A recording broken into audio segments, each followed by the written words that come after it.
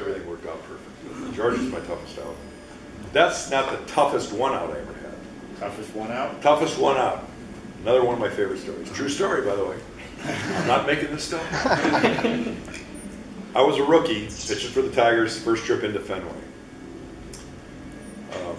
Got the first guy out, second guy I walked. Third guy is a guy named Carl Yastrzemski. Comes to the plate.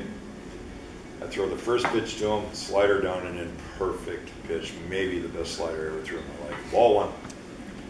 Next pitch, fastball, just perfect tail, 94 mile an hour, just ran away, outside corner, perfect pitch. Ball two.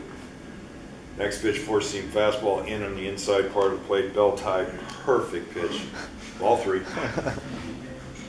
And I'm just kind of going, whoa, this is not easy. Fastball right down the middle, whack, double off the monster and left. Round in first base, home plate umpire comes out. Jack Morris, that's Carl Yastrzemski. He's one step away from the Hall of Fame. Welcome to the big leagues. I swear to God. That was my toughest out ever. There were umpires, I'm sure, but you knew behind the plate you were in trouble that night because of the way they called the pitches. I had one guy, I'll even say his name. This building is not named after him. His name is Dale Ford. Yeah. Never won a game with him behind the plate. Really? Never. In fact, the last 2 years of my career, I let my managers do that. I said, I can take my chances. I got a couple no decisions. But if he had his chance, he was going to make sure I got pinned down. And it was all because I called him Elmer Fudd when I was a rookie. I looked like Elmer Fudd.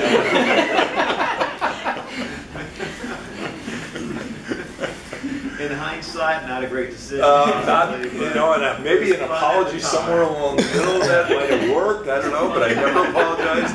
Did you ever give in to him? Give in?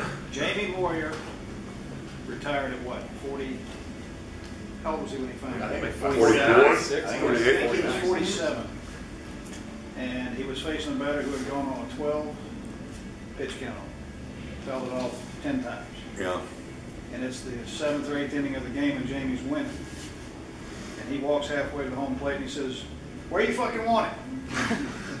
The batter didn't say anything. And the umpire had to touch him up and said, "He's asking where you want the next pitch." And the catcher said, "Tell him where you want it."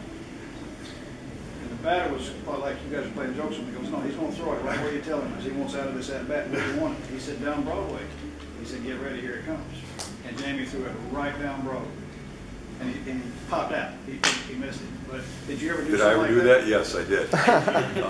And I did it one whole year to one guy, Wayne Gross, played for Oakland. Because he was a friend of Mike Heath, my catcher. Mike Heath played for Oakland before he came to Detroit. And I knew they were buddies.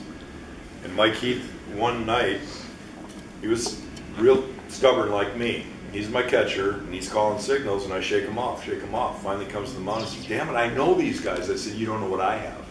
Get out of there. I'm going to call the game." I never let my catchers call the game, right? So he calls the same sequence of pitches. And I'm shaking and shaking. He just comes back out to the mound. I go, "What the hell are you doing?" He goes, if you don't throw this pitch that I'm calling, I'm going to tell him what's coming." I said, "Tell him what's coming. I don't give a shit. He can't hit that. He's going to hit what you're calling." So he told him. I threw the same plot. Same thing happened, right? So it was Wayne Gross. So the next 3 or 4 times I faced him that year, I didn't even have Mike give me signals. Go, "Wayne, slider away." And I'd throw it. He did one of these like he had no clue if I was telling the truth or not. He was messed up the entire year. And I thought to myself, I should do this every at bat with every hitter. But I didn't. What else? Talk about the fundamentals one more time. The pitchers, batting. Well, they can't even bunt. Hitters can't I love bunt. to watch them bunt. Yeah. You know, how do they? My favorite is like this. Here's the bat. Here's the bat, and they bunt like this with their hand like that. You're right. Exactly. And a lot of people ask about the broken bats. There seems to be a lot more broken bats nowadays. Well, I doubt if there's as many good trees anymore. But I don't Well, they're making them out of maple and all these exotic thumbers. Hickory, maple.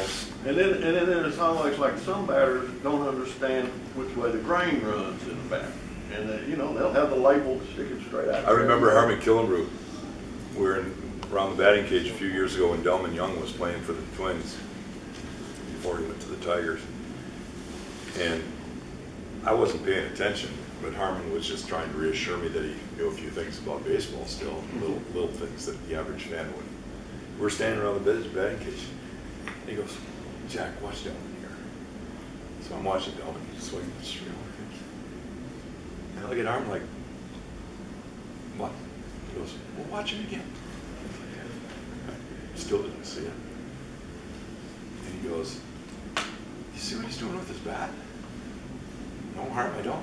What's he doing? He goes, well, he never looks at the label. He's turning the bat in his hand the whole time. He just sits. He doesn't know which way the grain is. And I look at Harmon like, no kidding. You know? He picked up stuff like that. I wasn't looking for it.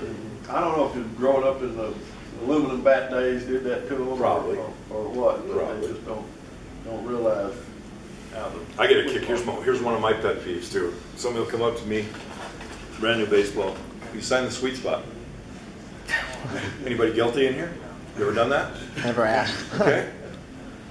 There's no sweet spot on a baseball. It's round, right? Sweet spot's on a bat or a golf club. That's where the sweet spot is. Right. It's where it makes contact. The ball's round. It's all the same.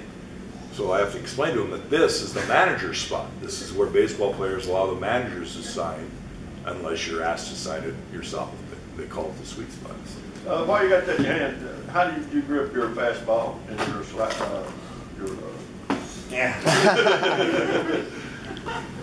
No, I had four-seam fastball, which is, you know, all four seams, 1, 2, 3, 4.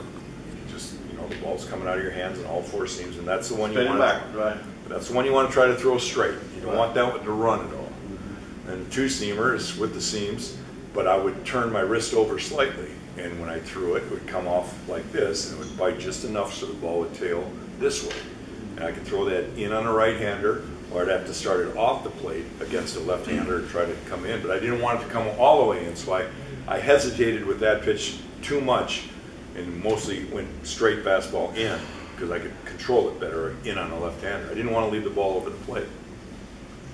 But, you know, my big strikeout pitch back when I was later was my forkball, and I had big fingers so I could split the ball. And when I threw it out front like this and really pulled my fingers to the ball, so the ball had curveball rotation.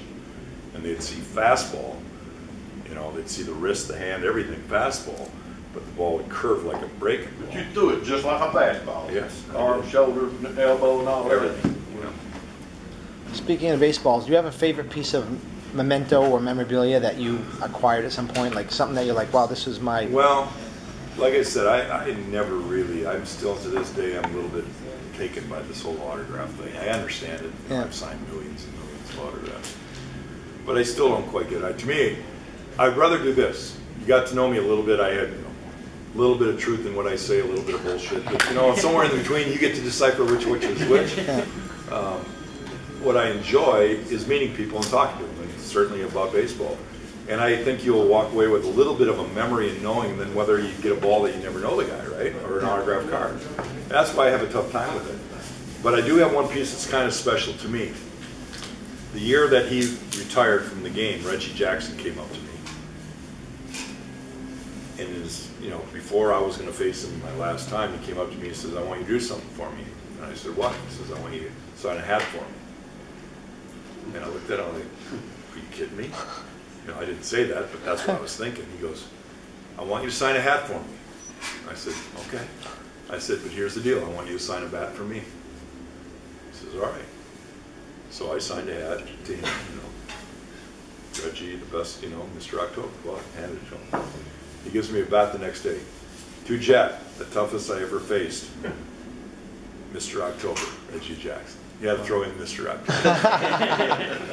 But I thought that was pretty cool. You know? Yeah, really. He asked me first, and then I've always looked at that as kind of special because I own Reggie pretty good. Well, we got about a half hour left, so if we want to get some pictures, please finish up the food. Right. Let's get some pictures. Let's load up our bellies, and then we'll head on.